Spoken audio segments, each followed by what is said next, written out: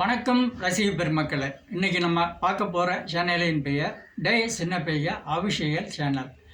இந்த காமெடி சேனலை பற்றி தான் நம்ம இன்றைக்கி காமெடியோடு பார்ப்போம் வாங்க. அவர் லேடிஸ் கட்டப் போட்டு தொப்பில் காட்டி இடுப்பை நெளிச்சு ஆடி வந்துக்கிட்டு இருக்காரு. ஒரு பெரியவர் வந்து அந்த தொப்பில் பார்த்து ஒரு டைலாக் பேசுகிறாரு. அவர் என்ன பண்ணியிருக்கணும், அந்த தொப்பில் பக்கத்தில் போய் அந்த தொப்பில் தடையை விட்டு அவரை கிளுகிழுப்பு ஏற்றி ஒரு விஷயம் பண்ணி அவர் போகும்போது செல்லம்மா டார்லிங் அப்படின்னு தட்டி விட்டு அங்கே போய் வேற ஒருத்தவங்ககிட்ட பேசியிருந்தா அந்த சீன் வந்து இன்னும் சிறப்பாக நடந்திருக்கும், நல்லா இருந்திருக்கும். அவங்க வந்து அதை மிஸ் பண்ணிட்டாங்க.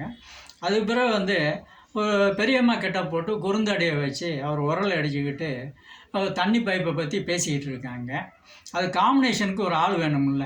அவங்க வந்து அவங்க அம்மா நடிகை தானே வந்து உட்காந்து ஒரு காம்பினேஷனில் ஒரு டைலாக் பேசியிருந்தா நல்லா இருந்திருக்கும்.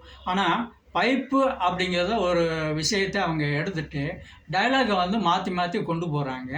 அது சில சின்ன பிரபலங்கள் தான் அதை கொஞ்சம் சரி பண்ணியிருந்து அது வந்து அந்த பைப்பு வீட்டுக்காரியாக போட்டு அவங்கள இழுத்து கொண்டு வந்து சண்டையை போட்டு போகும்போது அந்த பொம்பளை அந்த உரலை தூக்கி அவர் மூஞ்சிலையோ இல்லை கீழே எரிஞ்சு போயிருந்தா அந்த காமெடி வந்து இன்னும் அழகாக இருந்திருக்கும்.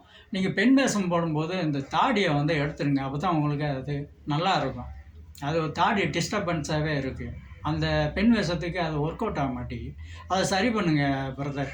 அது பிறகு பள்ளி வேஷம் போட்டு நீங்கள் வந்து உங்கள் அம்மாட்ட பேசியிருக்கீங்க.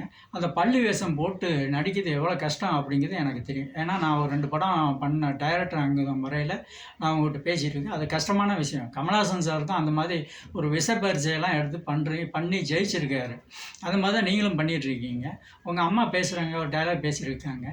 போகும்போது கண்டென்ட்டு என்ன அப்படிங்கிறது கரெக்டாக உங்களுக்கு வரமாட்டேங்குது. ஏன்னா டப்புன்னு மாறி போயிட்டுருக்கீங்க.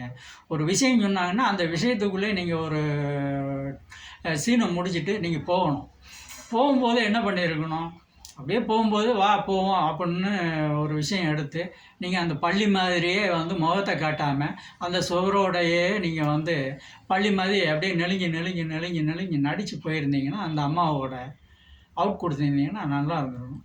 அதே மிஸ் பண்ணிட்டீங்க. நீங்கள் உழைச்ச உழைப்பு உங்களுக்கு பயன் இல்லாமல் போயிருக்குன்னு நான் நினைக்கிறேன். நன்றி, வாழ்த்துக்கள்.